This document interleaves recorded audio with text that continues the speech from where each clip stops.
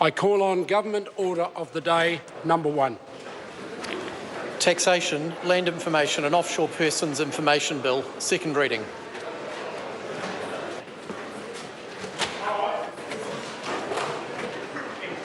The Honourable Todd McClay. Mr. Speaker, thank you very much. It's a great pleasure to be here. Mr. Speaker, I move that the Taxation, Land Information and Offshore Persons Information Bill now be read a second time.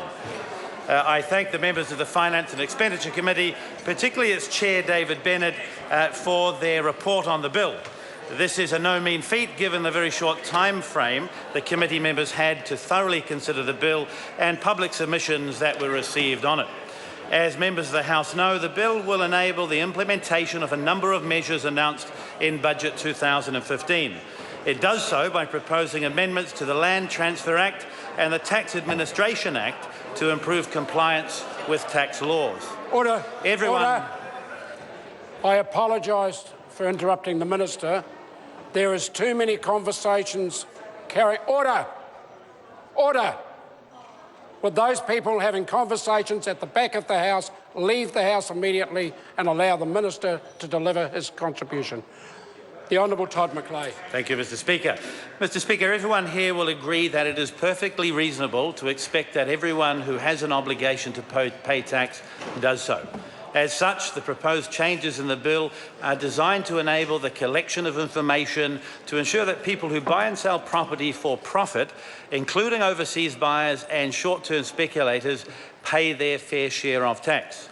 At the same time, we've been careful not to unfairly impact on New Zealand owner-occupiers who have worked hard and saved to buy a family home. It is envisaged that the changes proposed in this bill will be implemented by the 1st of October. This set the Finance and Expenditure Committee the significant task of analysing the bill and all public submissions in, and as I mentioned earlier, a truncated timeframe. I'm pleased to say, Mr. Speaker, the committee has done an exceptionally good job and its recommendations have resulted in a number of additional provisions being added to the bill by way of two simple questions to determine whether, firstly, property buyers or sellers or a member of their immediate family is a New Zealand citizen or holds either a resident, work or student visa, and if so, whether they intend to live in that property being transferred.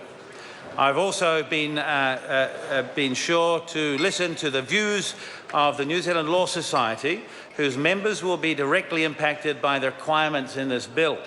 I intend to propose an amendment to the bill by supplementary order paper during the committee stages so that the new requirements will apply only to contracts entered into on or after the 1st of October, with the information having to be provided after 1 April 2016, irrespective of when the contract was entered into.